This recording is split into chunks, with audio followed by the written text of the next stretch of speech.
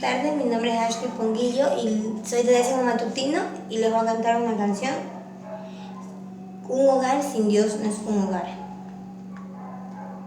Un hogar sin Dios no es un hogar. En él solo habita la tristeza, la amargura y la ansiedad, egoísmos y maldad, y es un huésped de la desdicha y la derrota.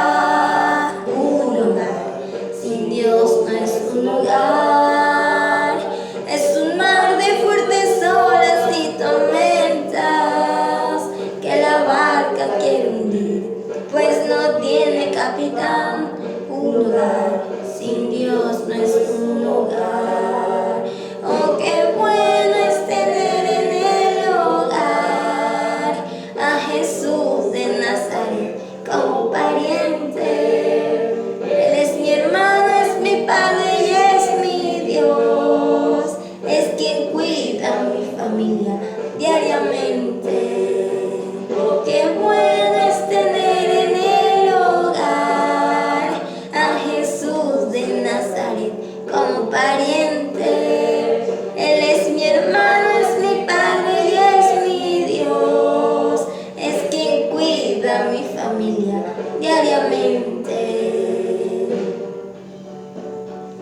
Un hogar con Dios sí es un hogar, pues con Él se encuentra paz y dicha inmensa, unión, sinceridad, el amor y la verdad, y certeza de vivir siempre en victoria.